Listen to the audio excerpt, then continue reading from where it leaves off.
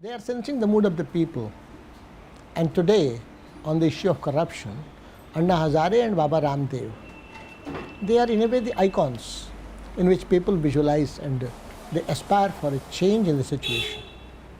So because of that people's pressure, government is keen to solve the problem so that it may not have its own spillover effect.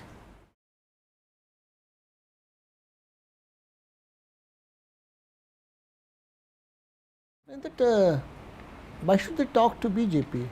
Because BJP has lost that moral strength to combat corruption and to provide counters for the corruption.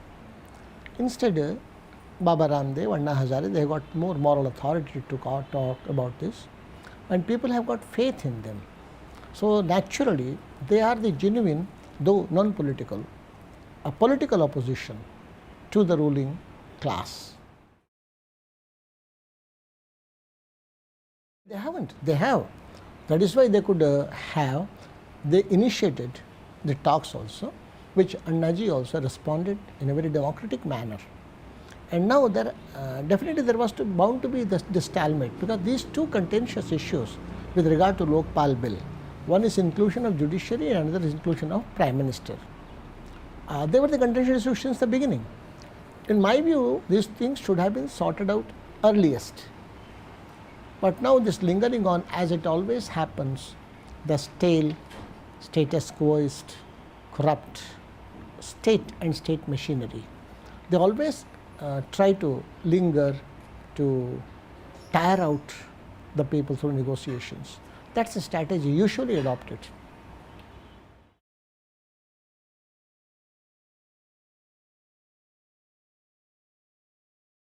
It's a far-fetched idea, but since the beginning, when I took the study leave, I was expected to study the impact of globalization in society, polity, economy and culture, and if needed, providing the alternatives.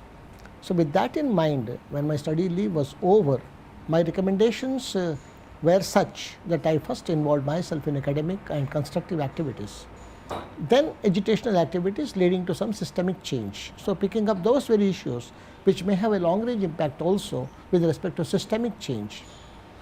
And that included two things more on my part as commitment. One, bringing back politics to the rails of issues and values rather than getting it further degenerated into crass power game itself, unscrupulous power game. And second was, I feel, since all the principal political parties are thought-wise pro-rich and pro-foreign, there is a need to occupy the space first of opposition that would be pro-Bharat and pro-poor. With that idea and commitment in my mind, naturally, I would have contributed in this respect too. So I felt corruption and this illegal money stashed abroad, they are the issues which one, if takes up, that will ultimately lead to systemic change and transformation of society, polity, economy too.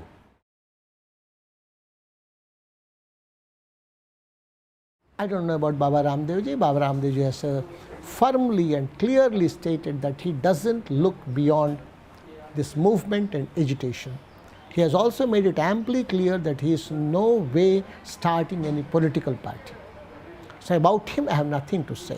But about myself, definitely I am to state that I am determined to bring back politics back on the rails of issues and values, and I will not allow it just to be a merely crass power game. And secondly, I definitely feel myself committed to help out for the emergence of a pro-Bharat and pro-poor political force. What will exactly be the shape, as a political party or a combination like a front or a loose confederation of many such groups, who can work out minimum common programs in the interest of the poor. That's what I feel.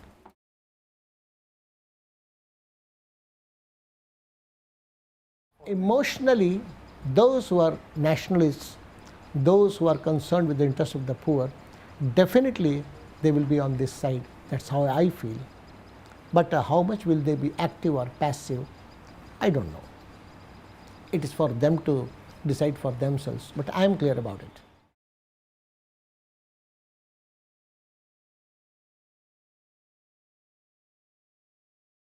So unfortunately, I am vindicated to see that corruption and crime have assumed globalized proportion, and that's why to tackle the corruption issue also, now that there is a talk of United Nations provisions of money laundering, so that may be curbed and cooperation may be sought with other countries too. So that is natural to happen, because if values of human life get trampled upon just by lust of money, consumerism and permissiveness of life itself. So these things are natural corollaries in which corruption, hawala, deals, big projects, big deals, big commissions, big purchases, international deals.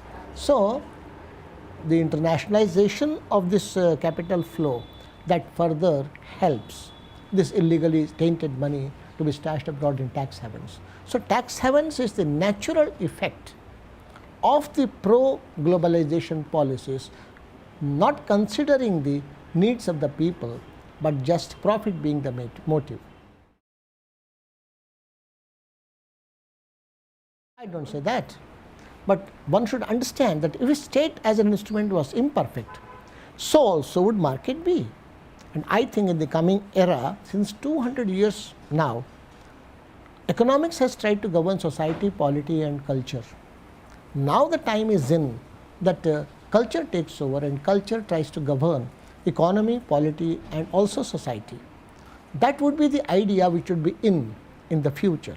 And in that context, Bharat reigns supreme because its cultural capital is unsurpassed and unsurpassable by other nations.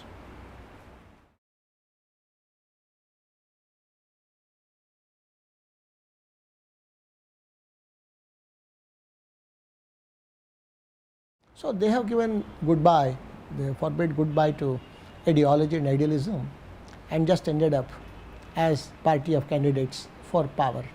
Power, instead of being an instrument for social transformation, is just being visualized merely as the goal itself.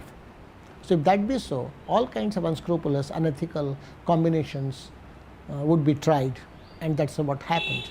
So there is a disconnect between the leadership as well as the common cadre and supporters. Supporters want the party to go in a particular direction, but the party leadership is so hydra-headed, so ambiguous, so conflicting within each other, so much ambition clashes are there.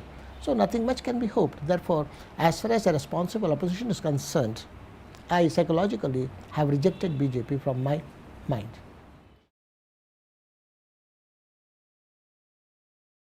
It is all logical, it is all natural. Nothing much can be talked upon. Infighting. So there can be infighting, some more contenders will be thrown up, some will be pushed aside. All this will continue, this game will continue, because if the party has lost its goal and lost the responsibility aspect of politics and just treats politics only to enhance its own economic, financial status and social recognition, then all these things are bound to happen. Nothing unexpected.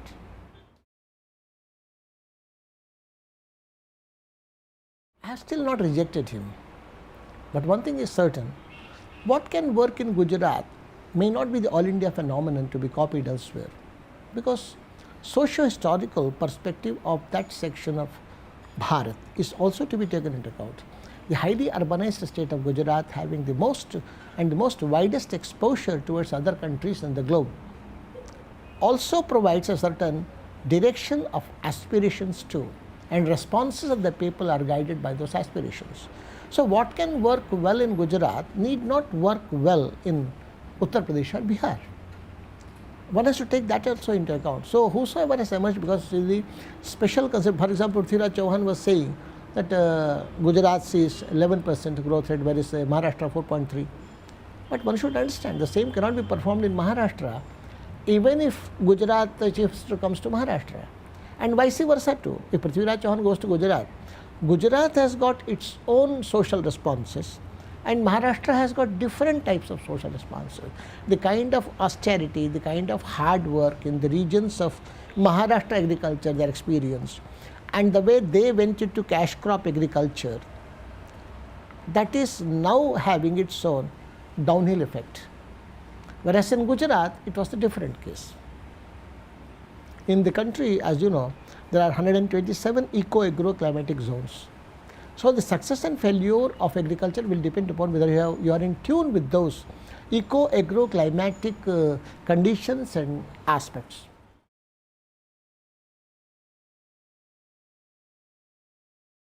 I don't know exactly what kind of politics, because vote politics is a holistic phenomenon.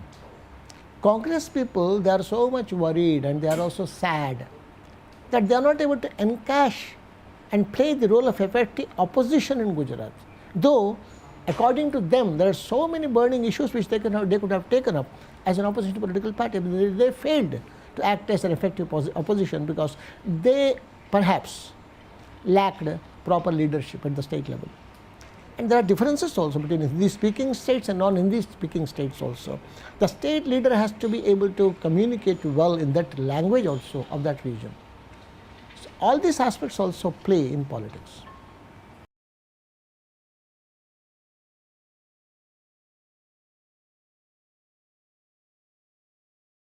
I don't want to single out Sri Arun Jaitley, neither Srimati Sushma Swaraj, but the whole psychology and the bent up of mind of the whole party leadership itself is such that for them only electoral gains matter, neither the ideology nor the idealism. So nothing has been done in this regard to improve the party on the basis of ideology as well as idealism. So electoral gains if the only goal, then you are presenting saffron Congress in the place of tricolor Congress. So people will try that there is nothing to choose between them. So they may choose Congress, as it happened in Assam especially, when BJP lost the opportunity to raise the issues of infiltrators in Assam. Because they thought that in the wake of a political situation arising in Assam, in which no party would get majority, they would have ganged up with some other groups to form government. So for that low-key approach to infiltration was counterproductive for their electoral performance. I don't know, neither I have applied my mind. It's for them to think. Country doesn't wait for any particular political party, be it BJP or Congress.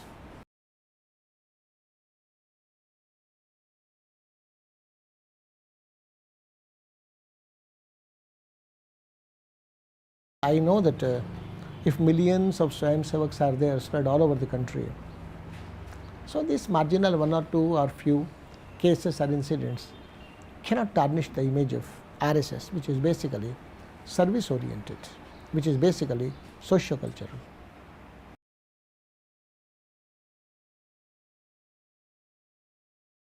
I don't say that at all. I have not said that also even now. I have not said anything which can lead you to this conclusion. I say always that RSS is wedded to nationalism and their base is service activities, and that's how their image is cultivated for the performance of last 80 years. So if any such allegations or accusations are heaped upon some of the RSS Swayamsevaks which are yet to be proved in the court, that doesn't damage the image of RSS. That's what I want to state.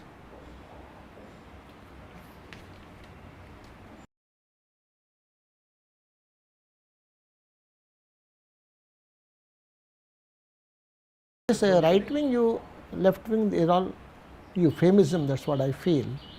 They're not that much relevant. These phrases don't carry much meaning as far as Bharat is concerned. But as you have asked, I can just say that the whole space, which is the vast majority of Bharatiyas,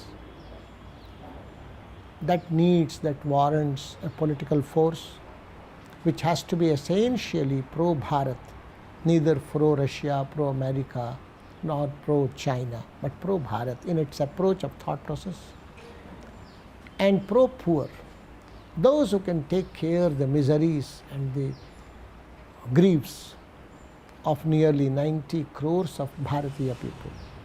There is total insensitivity, there is total callousness, there is total irresponsible state of affairs going on, in which state is ranged against the people of Bharat. That's how I have seen now. The whole state machinery is used to vacate Adivasis from their inhabitants for no reason, just blaming them to be Naxals or supporters of Naxalism, just to pave way and facilitate the cleaning of the whole terrain for big industrialists. That's how I am seeing the situation in which there is a great disconnect, large disconnect between people and power. So to correct that imbalance, there is a need of a political force which is essentially pro-Bharat and pro-poor. And all such forces who may be small also, they should come unite on the basic issues concerning those who are poor, downtrodden, helpless.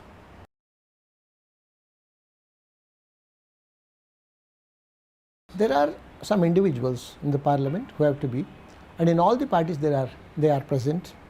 So keeping them also on this side, we have to think, and new types of convergences have to be evolved and made efforts also, to be made efforts in that direction.